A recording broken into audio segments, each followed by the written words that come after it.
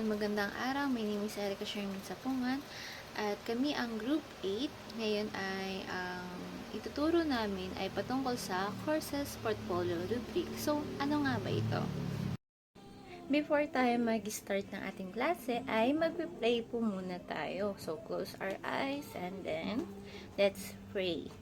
So, ayan, magandang umaga, Panginoon. Maraming salamat sa panibagong araw na ibinigay niyo sa amin at naway bigyan niyo kami ng tenga na makikinig sa aming guro at puso na handang umintindi sa lesson na itinuturo. Bigyan niyo po kami ng wisdom sa aming topic na i-discuss at ingatan niyo po kami sa buong araw na to. Binabalik namin ang papuri at pasasalamat sa Diyos. In Jesus' name, Amen. So, ayan. Before tayo mag-proceed sa pinakaklase natin, ay mag-check muna tayo ng attendance. So, pag tinawag ni teacher, ang inyong name ay sasabihin nyo na lang siguro yung, para maiba naman, yung favorite na color nyo. So, kunwari, sinawag ko si Lorraine, ang sasabihin niya, color blue instead of present. Okay. So, ayan, dahil kumpleto naman tayo, mabuti naman. Ayan, bago ako mag-start, i-remind ko lang yung mga classroom rules, kung ano yung mga dapat natin i-meet inside the classroom at yung mga hindi at pwede natin gawin inside the classroom. Ayan, basahin ko.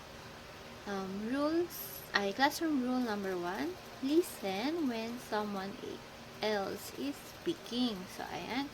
So, pag may nagsasalita, anong dapat gawin? Makikisabay ba? Hindi. So, makikinig din tayo kung ano or kung sino yung nagsasalita, si teacher man or yung classmate natin. Rule number 2 is always try to solve problems calmly and respectfully. So, if may mga gusto tayong sabihin or problems or concerns inside the classroom, let's solve them respectfully and calmly. Walang sigawan or away na magaganap inside the classroom.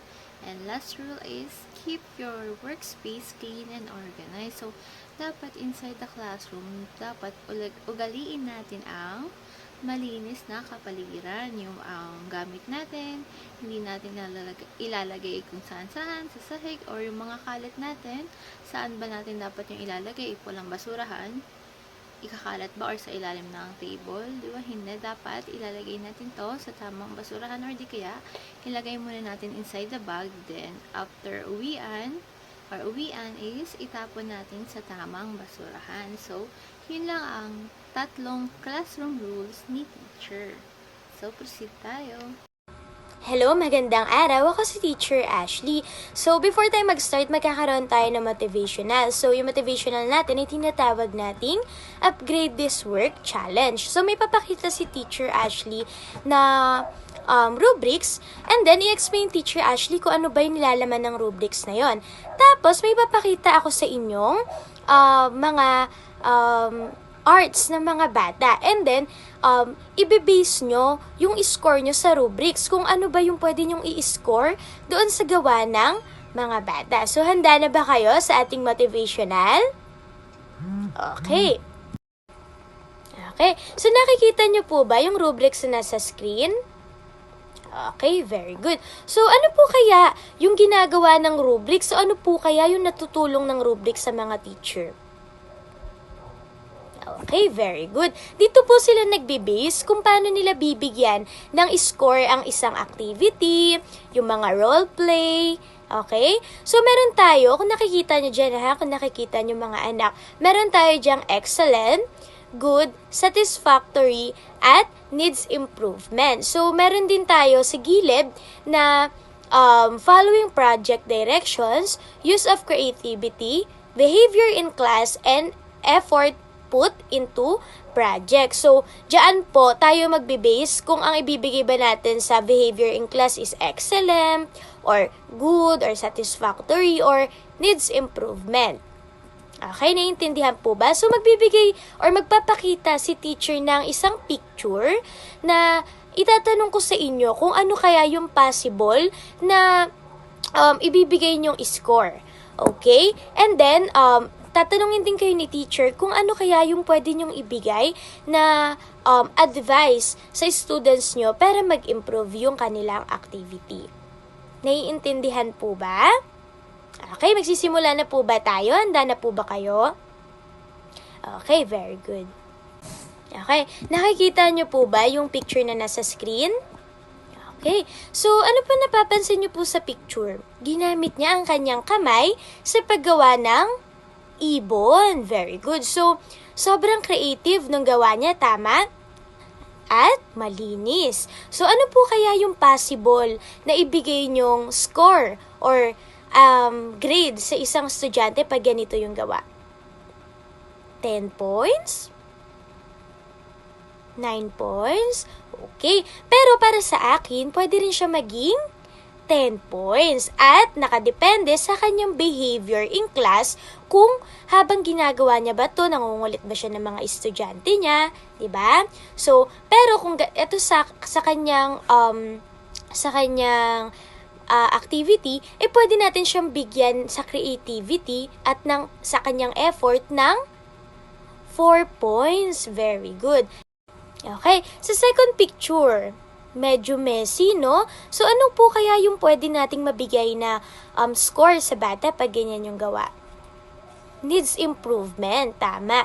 Kasi po, medyo makaalat at hindi ganun ka ayos tingnan. So, yun talaga ang ibibigay natin. Pero, pag binigyan natin ng ganun ng ating mga estudyante, kailangan natin silang bigyan ng advice kung paano nila magagawa ng maayos o para makakuha sila ng magandang score. So, pwede nating sabihin na pag sila ay gagawa ng isang activity, dapat hindi minamadali at kanilang pinag-iisipan. Tama po ba? Okay, very good. So, ayan, natapos na yung motivation natin at bago tayo mag-proceed sa lesson ay meron muna tayong icebreaker.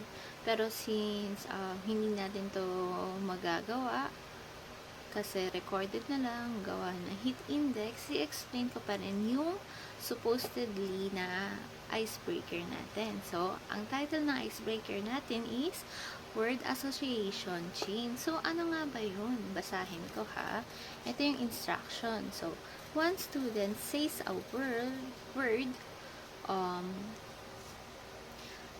that related sa topic natin. For example, ang topic natin, diba, rubric portfolio. So, magtatawag si teacher ng isang student na magsasabi ng isang word na related din sa topic natin. For example, ayan, portfolio. Then, magtatawag naman yung student na yun ng isa pang student na magsasabi din ng related na word dun sa topic natin. So, ayan, gets ba?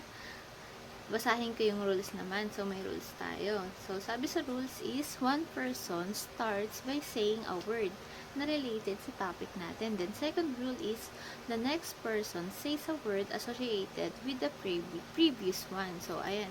Kung sinabi ng first student is portfolio, ang susunod naman na pwede niya sabihin is na related dun sa sinabi ng student at sa topic is the reflection. So, rule number 3 is continue down the line or around the group. So, continuous dapat yon. And last rule is each person has 3 seconds to respond or they're out. So, yun lang naman yung rules natin and yung instruction ng ating icebreaker. But since online lang to and hindi natin siya ma-execute sa face-to-face, ayan, isi-share ko pa rin siya. So for our introduction, a course's portfolio rubric is a detailed assessment tool used to evaluate the quality, completeness, and depth of the student's portfolio that documents their learning, achievements, and progress throughout a courses or program. This rubric helps instructor to assess the student's work holistically based on established criteria to ensure that the evaluation is clear, consistent, and objective. The portfolio typically contains samples of the student's work such as assignments, projects, essay, exams, and reflection that documents their knowledge and skills over time. So, sinasabi dito na ang na ang portfolio daw ay parang koleksyon ng mga gawain na ginagawa ng estudyante sa buong semester or buong kurso. Yung mga assignments, project, pagsusulit nila, at yung mga reflection. Also, ginagamit din ang rubric para mas malinaw na batayan ng guro sa pagbibigay ng grado. So, halimbawa, tinitignan ng mga guro kung maayos ba yung pagkakaayos sa mga gawa nila, or kumpleto ba ito, at kung nagpapakita ba talaga ito ng kaalaman at pag-unlad ng estudyante or yung pag-grow ng mga students. So sa pamamagitan ng rubrics, sinisiguradong patas at pantay ang pagbibigay ng marka sa lahat. So now we will talk about evaluation criteria. Evaluation criteria is to develop a comprehensive rubric that evaluates a course or instructional session. We need clear criteria that capture all the key aspects of the course's design and delivery. So, this evaluation criteria, meron tayong course content, delivery, student engagement, and assessment techniques. So now we will talk about course content. So this course content is meron siyang apat, which is the relevance, accuracy, depth, and breadth, and clarity. So ano po ba yung course content? Meron po bang may idea sa inyo kung ano ang course content? Okay, ang course content daw po, dito natin tinitingnan kung tama, malinaw at kumpleto ba ang ating mga tinuturo or sakto ba yung mga paksa na kailangang matutunan ng mga estudyante. Naiintindihan po ba? Okay, very. So now we will talk about delivery. So, pag narinig nyo yung delivery, ano yung napasok sa isip ninyo? Okay. So, yung delivery naman sa course content, which is yung paraan ng pagtuturo, kung paano tinuturo ng guro ang lesson or maliwanag ba siyang magturo, naiintindihan ba ng estudyante. So, meron tayong key components pagdating sa delivery. First is we have teaching style, use of technology, pacing, and interaction and communication. Ayan yung mga mahalagang key components pagdating sa delivery. So now we will talk about the student engagement. So, meron po bang may idea sa inyo sa student engagement? Okay. So, yung student engagement, yun yung pakikilahok ng estudyante. Kung nakikilahok ba yung estudyante natin sa discussion or sa activity natin, or nakikita ba natin na interesado at nakikisama ba sila talaga sa klase. Yun yung ibig sabihin ng student engagement. So, meron tayong key components pagdating sa student engagement, which is the active participation, collaboration opportunities, motivation, and inclusivity. So now, pag-uusapan naman natin yung assessment techniques. So, ano po ba yung assessment techniques? May idea po ba kayo? So, yung assessment techniques or yung paraan ng pagsusulit o pagtataya, like, paano sinusukat o tinatasan ng guro yung natututunan ng estudyante? Gumagamit ba siya ng exam, activity, or project na akma sa lesson niya? Yun po yung tinatawag natin na assessment techniques. Okay, so meron din tayong key components about dyan, which is the alignment with objectives, variety of assessment methods, and fairness and transparency. Ayan, next naman is structured of the rubric. So, ano nga ba yun? Next, basahin ko yung slide, yung nakasulat sa slide. The structured of a course's portfolio rubric consists of several key components that work together to guide the assessment of a student's portfolio. These components help ensure clarity, consistency, and throughout evaluation of the work presented. Ayan, ang sabi dito, the primary purpose of a portfolio rubric is to provide clear and consistent framework for evaluating a student's work. So, it helps us to ensure that assessments are fair and objective, and it provides students with specific criteria to guide their work and self-assessment. So, by focusing on key components such as content, organization, reflection, artifact selection, and presentation, a portfolio rubrics promotes a comprehensive evaluation of the student's learning and